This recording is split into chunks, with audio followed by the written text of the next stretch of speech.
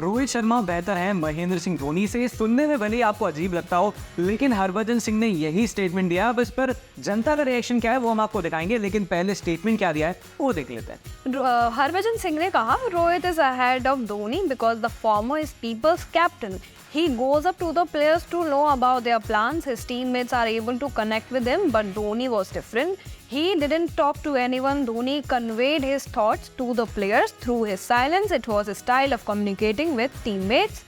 और ये सब जो है हरभजन सिंह ने कहा, जिसके हिसाब से कहीं ना कहीं उनको लगता है कि रोहित शर्मा एक बेटर कैप्टन है। इसके चलते हम दोनों के ही कैप्टनसी रिकॉर्ड्स पे नजर डाल लेते हैं। वहीं अगर हम महेंद्र सिंह धोनी की बात करें तो उन्होंने कुल मिला के 200 मैचेस खेले थे एज अ कैप्टन, जिसमें से 110 जीते थे और 74 हारे थे। अगर हम टाई की बात करें या नो रिजल्ट की बात करें तो 6 मैचेस में हमें ऐसा होते हुए देखने को मिला था और विनिंग परसेंटेज रहा करती थी 74.01।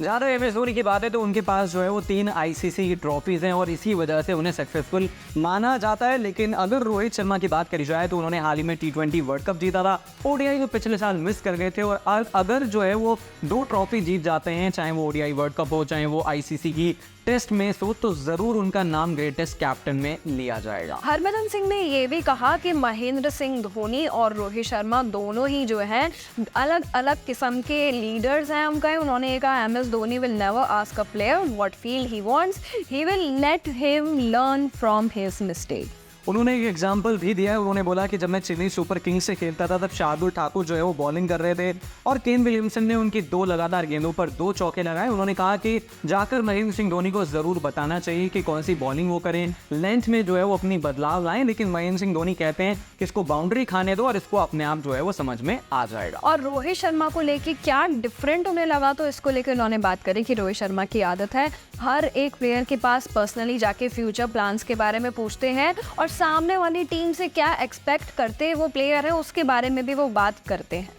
तो मुझे लगता है कि अगर आप आईपीएल में देखेंगे तो दोनों की कप्तानी बहुत ज़्यादा सक्सेसफुल हो, दोनों 5-5 आईपीएल ट्रॉफी जीते हैं। हालांकि रोहित शर्मा को अगर कप्तानी पहले मिली होती तो मुझे ऐसा ज़रूर लगता है कि ज़्यादा ट्रॉफीज इंडिया के पास आ सकते हैं। अब बात करते हैं स्टार प्लेयर कह लीजिए या की प्लेयर कह लीजिए या आने वाले टाइम का गोट कह लीजिए, यशस्वी जायसवाल की। क्या आने वाले टाइम में सचिन तेंदुलकर का एक बड़ा रिकॉर्ड तोड़ते हुए हमें नजर आ सकते हैं? यानी इसके बारे में बात कर लेते हैं।